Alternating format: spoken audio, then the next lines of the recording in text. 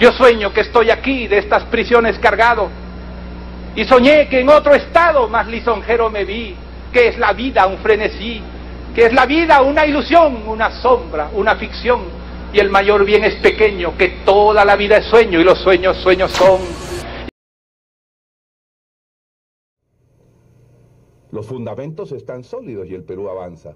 Hay un poco de ruido en el techo, ruido de exageración. Hasta el momento hemos hablado de dos presidentes, uno bien pero bien burro, y el otro bien pero bien pisado, pero esta vez toca una personalidad distinta, que nos sorprenderá hoy. Disfrútalo conmigo, Maquiavelo decía.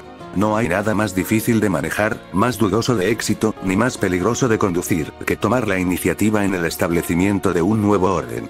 En la historia política del Perú, pocos líderes encarnaron también esa frase como Alan García Pérez.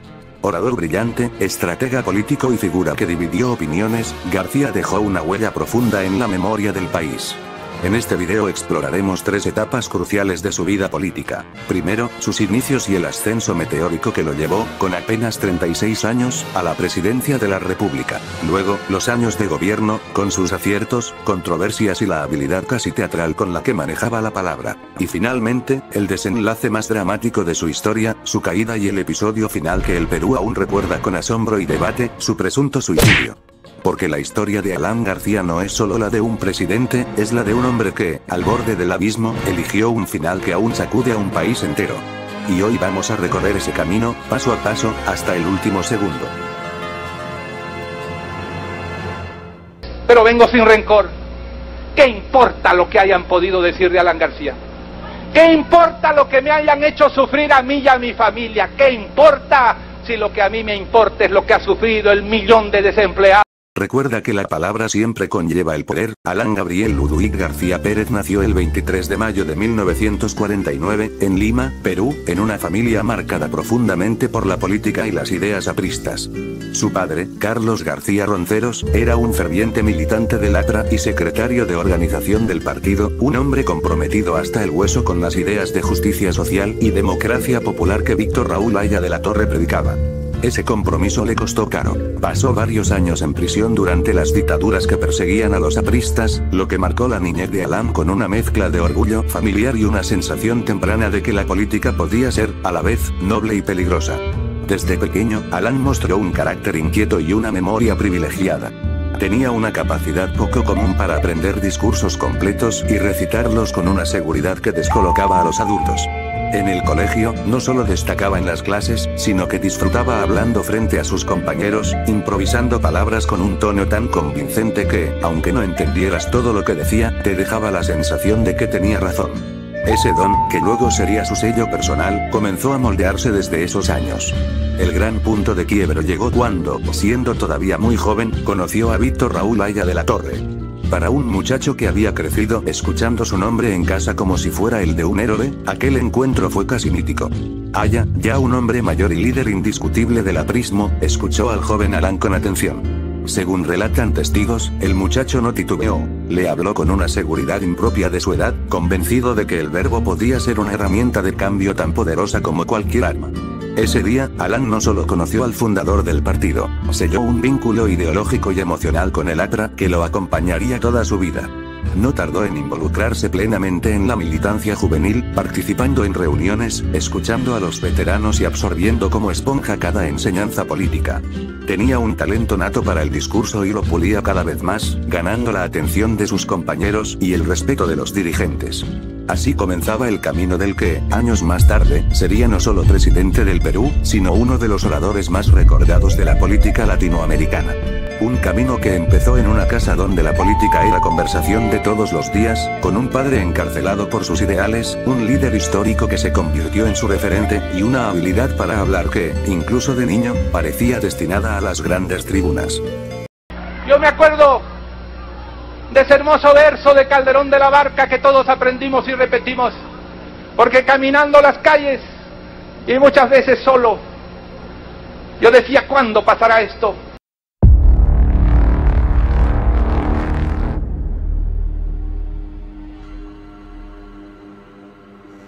Con golpes de carpeta y gritos como una muestra de desacuerdo con sus 5 años de gobierno. Después de 5 años en el poder, el gobierno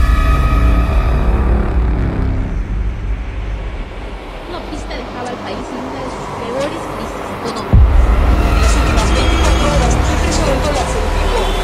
Las reservas netas son negativas. La deuda externa asciende a 1.800 millones de dólares. Cuando el Estado se empobrece por la ambición de sus gobernantes, la moneda se devalúa y el pueblo sufre. Y entonces, para mantener su poder, los líderes reparten promesas que no pueden pagar. Platón, La República, libro octavo. En el Perú de mediados de los años 80, el país parecía caminar al filo de un abismo. La inflación mordía el bolsillo de los más pobres, el terrorismo de Sendero Luminoso se expandía como una sombra que devoraba pueblos, y la desconfianza hacia los políticos estaba en su punto más alto. Fue entonces cuando apareció un joven alto, de verbo afilado y sonrisa segura, que se presentaba como la encarnación del cambio. Alan García Pérez, un orador nato, formado en universidades extranjeras, con apenas 36 años, se convirtió en el presidente más joven en la historia republicana. Su llegada, el 28 de julio de 1985, fue recibida con euforia. La multitud, embriagada por sus palabras, creyó ver el amanecer de una nueva era. Y sin saberlo, estaba abriendo la puerta a una de las etapas más devastadoras que viviría el país. Desde sus primeros días, García quiso romper con el orden económico mundial. Declaró que el Perú solo pagaría el 10% de sus exportaciones para saldar la deuda externa, un golpe de puño sobre la mesa que lo convirtió en héroe para el nacionalismo, pero en enemigo para los grandes centros de poder financiero. El Banco Central de Reserva, que debía ser el guardián de la estabilidad monetaria, quedó sometido a su voluntad política. Se emitió dinero sin respaldo, y el monstruo de la inflación despertó lentamente, primero como un murmullo, luego como un rugido que devoró todo a su paso. La economía, que en 1986 parecía respirar un aire fresco, comenzó a colapsar. Los precios se duplicaban, luego se triplicaban, y pronto cambiaban varias veces en un mismo día. El INTI, la moneda nacional, se desplomó hasta volverse papel sin valor. El dólar se convirtió en el único refugio, y la gente comenzó a medir su vida en billetes verdes. La inflación alcanzó cifras demenciales, más de 2,000% en un año, y al final de su quinquenio, un récord monstruoso que superó el 7,000%. La historia económica del Perú había tocado fondo. En las calles, la desesperación se hacía rutina. Los salarios se convertían en polvo antes de llegar a fin de mes. Las colas para conseguir pan, arroz o azúcar eran interminables. Las tiendas cerraban, los negocios quebraban, y la informalidad se volvía la única salida para sobrevivir. Era un país donde el dinero perdía su valor más rápido que el tiempo que se necesitaba para gastarlo. Mientras tanto, el terror avanzaba. Sendero Luminoso y el Meta golpeaban sin piedad. Coches bomba, apagones que dejaban ciudades enteras en penumbras, emboscadas y asesinatos selectivos. El Estado, debilitado por el desastre económico y la corrupción interna, apenas podía responder. La violencia y el hambre eran una dupla mortal que acorralaba al ciudadano común. El Banco Central de Reserva, despojado de su independencia, se convirtió en un instrumento del populismo económico. Las reservas internacionales se esfumaron como humo, y el país quedó aislado del crédito internacional. El Perú, otrora respetado por sus compromisos financieros, fue catalogado como paria económico. Y así, lo que comenzó como el sueño del joven presidente carismático, terminó como una pesadilla colectiva. El 28 de julio de 1990, Alan García dejó el poder sin aplausos, sin ovaciones, y con un país quebrado. El hombre que había prometido un nuevo amanecer dejó una noche oscura que tardaría décadas en disiparse. Poco después, con denuncias de corrupción y procesos judiciales pisando de los talones, García abandonó el Perú. Se refugió en Colombia y más tarde en Francia, eludiendo los tribunales que lo esperaban. Para muchos, su partida no fue un viaje, fue una fuga. Una retirada vergonzosa de quien alguna vez se presentó como el salvador de la patria. El legado de su primer gobierno no quedó escrito en bronce ni en mármol, sino en los bolsillos vacíos de millones de peruanos, en el miedo de las noches sin luz, en el silencio de las fábricas cerradas y en la humillación de una moneda pulverizada. Alan García no solo dejó un país en crisis, dejó una herida abierta en la memoria colectiva, una cicatriz que recordaría que el carisma no es garantía de buen gobierno, y que una promesa mal cumplida puede arruinar a toda una nación. Carajo, a pólvora y dinamita. Carajo, a pólvora y dinamita.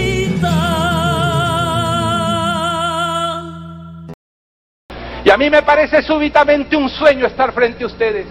Y a mí me parece súbitamente una añoranza cumplida estar frente a ustedes. Y a mí me parece súbitamente que quizás he muerto y estoy frente a ustedes. Por una persona que, aparte de no ser maníaco depresivo, sabe reconocer sus errores, sabe aprender de ellos y sabe garantizar que el tiempo pasado no puede repetirse porque entiende que el mundo cambia.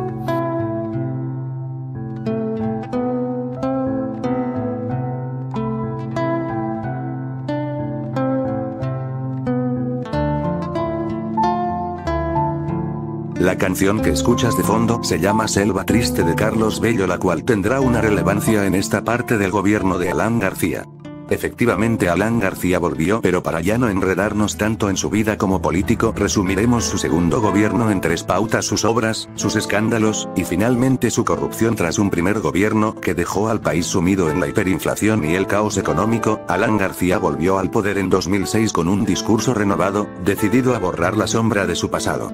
Esta vez, aprovechó el auge internacional de los minerales y las materias primas, atrajo inversión extranjera y mantuvo un crecimiento económico sostenido. La inflación se mantuvo controlada, las reservas internacionales crecieron y los indicadores macroeconómicos mostraban un Perú más estable, un contraste casi irreconocible respecto a su primer mandato.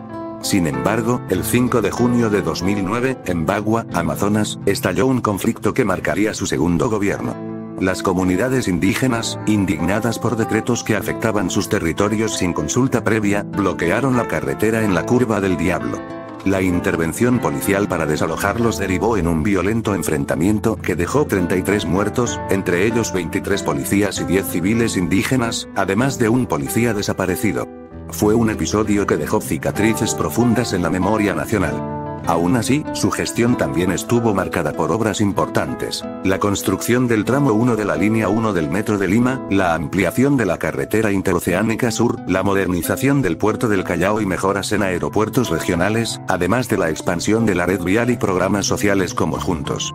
Obras que pretendían modernizar el país, aunque muchas terminaron bajo la sombra de denuncias de corrupción. Esto no es nada nuevo, dibujitos, pues lamentablemente al peruano al parecer le gusta que le mientan, ya que a pesar de todo lo que ha pasado, el Perú ha olvidado poco a poco todo lo que ha dejado un sangriento gobierno. El conflicto de Bagua quedó marcado en la película El choque de dos mundos, la cual les recomiendo muchísimo y en la cual me inspiré para hablar del gobierno de Alan García. Recuerda, peruano, que un peruano que no conoce su historia está condenado a repetirla siempre. Recordemos a este personaje tan íntegro, tan florero, tan capaz, tan alto, tan llamativo, tan guapo como lo fue Alan García, que nos entregó 10 años, sumando sus 2 gobiernos de vida política peruana. ¿Fue un gran aporte o simplemente fue una etapa más? Eso se lo dejo al pensamiento de cada quien de ustedes, pero algo pasaría que revolotaría al Perú, algo pasaría que nos haría pensar: ¿está vivo o está muerto ya?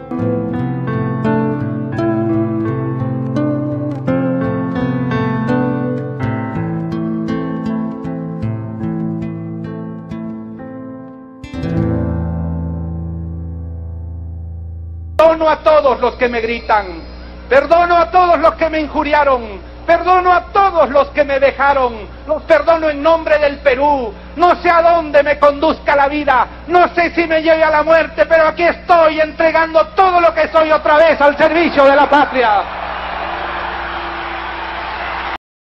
Hace unos minutos se confirmó la muerte de Alan García, quien fue el presidente de un balazo en la 17 de abril de 2019. Las noticias sacudieron al Perú en cuestión de minutos. Alan García Pérez, 2 veces presidente de la República, se había disparado en la cabeza en su propia casa de Miraflores, cuando la policía llegaba para detenerlo por el caso Odebrecht. El país entero quedó paralizado. Las versiones oficiales hablaron de una autoeliminación, de un gesto desesperado para no enfrentar la vergüenza pública. Pero, como en toda historia rodeada de poder, las dudas no tardaron en aparecer. Algunos decían que su muerte había sido un acto de honor, otros, que fue un escape calculado, y unos pocos, que quizá Alan García nunca murió. Los rumores crecieron, testigos que afirmaban haberlo visto días después en lugares insospechados, documentos que no cuadraban, un hermetismo absoluto sobre lo ocurrido dentro de esa casa en los minutos clave. Porque Alan no era un político cualquiera. Era un estratega, un hombre que conocía los hilos del poder y sabía cómo moverse entre las sombras. Su vida entera fue una mezcla de verdad y leyenda, y su muerte no podía ser diferente. ¿Fue realmente un final? ¿O apenas el capítulo oculto de una historia que aún se escribe lejos de las cámaras? Lo cierto es que, como todo gran personaje, Alan García dejó más preguntas que respuestas. Y mientras algunos lo recuerdan como un líder caído y otros como un fugitivo de su propio destino, queda la sensación de que, en algún lugar, el rey del flor todavía sonríe, esperando el momento perfecto para volver a hablar.